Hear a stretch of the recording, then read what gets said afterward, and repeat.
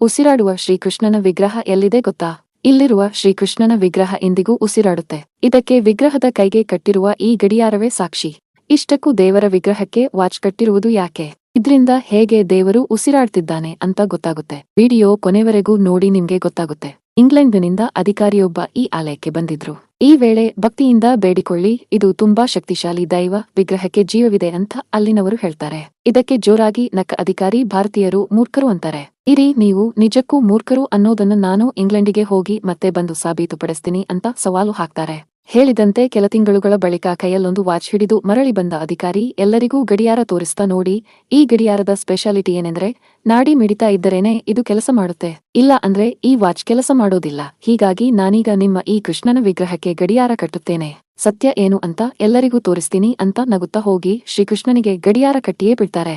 ಬಳಿಕ ನಡೆದಿದ್ದನ್ನು ನೋಡಿ ಸ್ವತಃ ಅಧಿಕಾರಿಯೇ ಆಶ್ಚರ್ಯಪಡ್ತಾರೆ. ಯಾಕಂದ್ರೆ ಗಡಿಯಾರದ ಟಿಕ್ ಟಿಕ್ ಶಬ್ದ ಶುರುವಾಗುತ್ತೆ. ಅಚ್ಚುಕಟ್ಟಾಗಿ ಕೆಲಸ ಶುರು ಮಾಡುತ್ತೆ. ಆಗ ಆ ಅಧಿಕಾರಿಗೂ ಕೃಷ್ಣನ ವಿಗ್ರಹಕ್ಕೆ ಜೀವವಿದೆ ಅನ್ನೋ ಸತ್ಯ ಅರ್ಥ ಆಗುತ್ತೆ. ಭಾವುಕನಾದ ಅಧಿಕಾರಿ ಅಂದಿನಿಂದ ಶ್ರೀಕೃಷ್ಣನ ಸೇವೆಯಲ್ಲಿ ತೊಡಗಿ ದೊಡ್ಡ ಭಕ್ತನಾಗಿ ಬದಲಾಗ್ತಾನೆ. ಅಸಲಿಗೆ ಈ ಜೀವಂತ ವಿಗ್ರಹ ಇರೋದು ಜೈಪುರದಲ್ಲಿರುವ ಗೋಪಿನಾಥ ಮಂದಿರದಲ್ಲಿ. ನೀವು ದೇವಸ್ಥಾನಕ್ಕೆ ಹೋದ್ರೆ ಇಂದಿಗೂ ಶ್ರೀಕೃಷ್ಣನ ಕೈಯಲ್ಲಿ ಆ ಗಡಿಯಾರ ಇರೋದನ್ನ ನೋಡ್ಬೋದು. ಇನ್ನು ಶ್ರೀಕೃಷ್ಣ ತಾನೇ ತಾನಾಗಿ ಇಚ್ಛೆಪಟ್ಟು ಇಲ್ಲಿ ನೆಲೆಸಿದ್ದು ಸ್ವಯಂಭೂ ವಿಗ್ರಹ ಅನ್ನೋ ಪ್ರತೀತಿ ಇದೆ.